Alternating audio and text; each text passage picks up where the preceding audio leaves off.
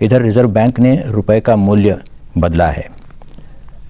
इसका उद्देश्य है कि देशवासियों को अपना माल विदेश में बेचने की अधिक सुविधा हो, उनको बढ़ावा मिले और विदेशी व्यापार में हमारा जो घाटा होता आया है वो घाटा कम किया जाए। भारत में विकास की बयार तभी बहनी शुरू हुई जब 90 के दशक में लिबरलाइजेशन की प्रक्रिया शुरू की गई, लेकिन पीवी नरसिम्हा राव द्वारा शुरू की गई इस प्रक्रिया के पहले ही 1959 में स्वतंत्र पार्टी ने मुक्त अर्थव्यवस्था और लाइसेंस परमिट राज्य को समाप्त करने की मांग कर दी थी। लेकिन ऐसा क्या हुआ कि स्वतंत्र पार्टी में इंदिरा गांधी की नज़रों में चुभने लगी और क्यों इस देश से राजशाही के प्रतीक प्रिवी पर्स को समाप्त कर दिया गया? इन विषयों पर आने से पहले आप शौर्य टीवी को सब्सक्राइब कर लीजिए, जिससे देश के राजपूतों का अपडेट मिलता रहे। जब देश आज़ाद हुआ तो उस समय सबसे बड़ी समस्या थी भारत को एक अखंड स्वरूप में लाना। इसके लिए सबसे बड़ी जरूरत थी देश के भौगोलिक रूप से एक दिखे। आज़ादी के समय 565 रियासतें थीं जिन्होंने भारत के साथ रहने पर सहमति दर्ज की, जबकि उनके पास ये ऑप्शन भी था कि वो स्वतंत्र भी रह सकते थे या पाकिस्तान में मिल सकते थे। इनका क्षेत्रफल देश का तिहाई था और देश की 28% आबादी इनमें रहती थी। इन 565 रियासतों में 236 रियासतें राजपूतों की थी और इन राजपूत राजाओं ने ही दूसरों को प्रेरणा दी कि वो भारत में शामिल हो जाएं। राजशाही का प्रतीक प्रिवी पर्स भत्ते के रूप में मिलने वाला एक सम्मान था। इसकी धनराशि उन राज्यों के वार्षिक रेवेन्यू का लगभग 8.5% था, यानी कि नाम मात्र का। 565 में से 398 रियासतों को मिलने वाली राशि 50,000 से कम ही थी। 102 रियासतें ऐसी थी जिन्हें 1 लाख रुपए से ज़्यादा का वार्षिक भत्ता मिलता था और 6 रियासतों को 10 लाख रुपए से ज़्यादा भत्ता मिलता था, जबकि बाकी की ज़्यादातर रियासतें नाम मात्र का ही भत्ता पाती थीं, जिसमें से हैदराबाद के निज़ाम को 43 लाख जबकि कटोदिया के राजा को मात्र 192 रुपये सालाना मिलते थे। यहाँ एक बात और इंटरेस्टिंग है कि 1947 में प्रिवी पर्स के रूप में दी गई धनराशि का कुल 6 करोड़ रुपए थी, जो कि 1970 में 4 करोड़ सालाना ही रह गई थी। यह धनराशि इसलिए कम हो गई क्योंकि राजा की मृत्यु के बाद उत्तराधिकारी को मिलने वाली धनराशि कम कर दी जाती थी। इस प्रकार साधारण गणित के हिसाब से हर साल ये राशि 1.44% की दर से घट रही थी। इस रेट से 2017 तक भारत में प्रिवी पर्स अपने आप समाप्त हो जाता, जबकि व्यावहारिक रूप से हम ये मान लें कि बेहतर वातावरण में कोई व्यक्ति 80 साल तक जिए तो 1990 यानी कि आज़ादी के 43 साल बाद तक ही ये राशि या बंद हो जाती या फिर नॉमिनल रह जाती। 1970 में जब इंदिरा गांधी ने प्रिवी पर्स को खत्म किया, उस समय तक प्रिवी पर्स पर मात्र 58 करोड़ रुपए ही खर्च किए गए थे। 12 अक्टूबर 1949 को देश को एक करने वाले लौह पुरुष सरदार वल्लभ भाई पटेल ने संविधान सभा में आर्टिकल 291 और आर्टिकल 362 के बारे में कहा था कि यह राजाओं को मिलने वाला प्रिवी पर्स उनकी संवैधानिक गारंटी होगा, जो उनके प्रिविलेज और पर्सनल राइट को प्रिजर्व करेगा।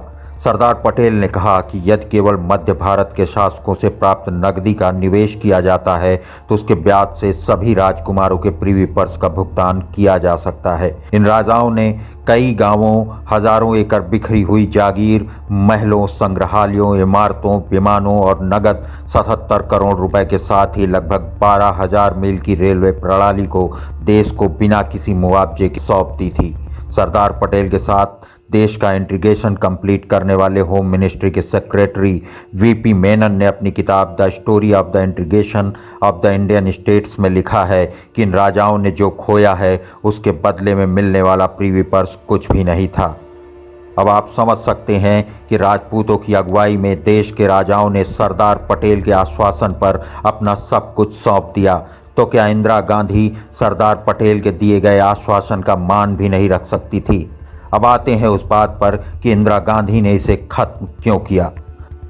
प्रिवी पर्स को समाप्त करने के पीछे उनका उद्देश्य था स्वतंत्र पार्टी जो भारत के प्रथम भारतीय गवर्नर जनरल राजगोपालाचारी द्वारा गठित और राजेंद्र रजवाड़ा द्वारा समर्थित थी। वो एक खतरा कांग्रेस के लिए थी। उसको समाप्त करना और राजाओं को समाप्त करके जनता की सहानुभूति लेना।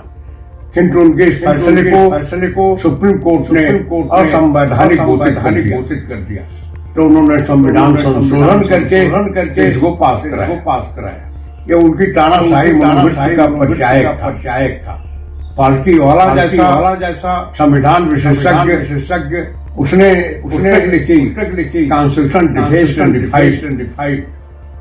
इस प्रकार इंदिरा गांधी का प्री पर्स को खत्म करना अपने पिता पंडित जवाहरलाल नेहरू और देश के गृहमंत्री सरदार वल्लभ भाई पटेल के उस शासन को जो राजाओं को अपने भारतीय संघ में सम्मिलित करने के लिए प्री पर्स दी गई। दरअसल इंदिरा की देश के राजाओं से अदावत उस समय शुरू हुई जब 1967 के चुनाव में कई शासक सी राजगोपालाचारी के नेतृत्व वाली स्वतंत्र पार्टी में शामिल हुए थे और उनमें से कई ने कांग्रेस के उम्मीदवारों को हराया था।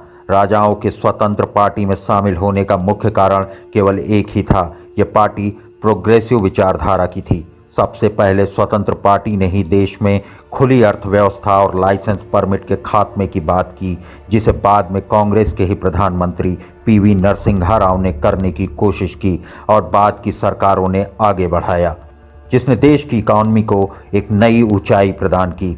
मशहूर पत्रकार इंदर मल्होत्रा की किताब Indira Gandhi a personal and political autobiography में लिखते हैं कि पीएन हक्सर ने उनको एक सलाह दी कि यदि सिंडिकेट को खत्म करना है तो शक्ति की इस निजी लड़ाई को विचारधारा की लड़ाई के तौर पर पेश करना होगा।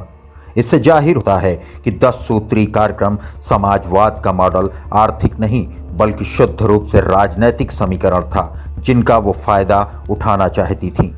25 जून 1967 को अखिल भारतीय कांग्रेस ने प्रीवी पर्स को समाप्त करने का प्रस्ताव पारित किया, लेकिन संविधान का 24वां संशोधन विधेयक 1970 लोकसभा में तो बहुमत से पारित हुआ, लेकिन राज्यसभा में इसके समर्थन में मात्र 75 वोट ही पड़े, जबकि इसके विरोध में 149 मत।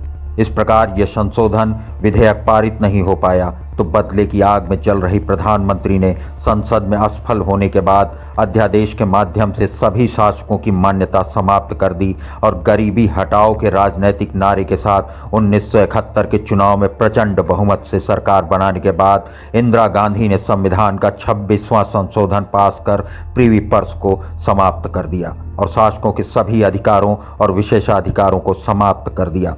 इस प्रकार केवल 20 साल बाद कांग्रेस पार्टी, जिसके सरदार पटेल सदस्य थे, ने संविधान सभा द्वारा शासकों की दी गई गंभीर संवैधानिक गारंटी को धोखा दिया। यह मुख्य रूप से सरदार पटेल के आश्वासन पर था कि शासकों ने विलय के दस्तावेजों पर हस्ताक्षर किए, जिसने एक संयुक्त भारत का निर्माण किया। अंत में प्रीवी पर्स का उन्मूलन हमारे संवैधानिक इतिहास की सबसे शर्मनाक घटनाओं में से एक रहेगा। राष्ट्र ने सालाना 4 करोड़ रुपए बचाए, लेकिन अपना सम्मान खो दिया। लेकिन यह भी उतना दुखदाई है, ना तो 1977 में जनता पार्टी और ना ही उसके बाद किसी गैर कांग्रेसी सरकार ने पटेल की प्रतिज्ञा को पूरा करने के लिए कुछ भी किया।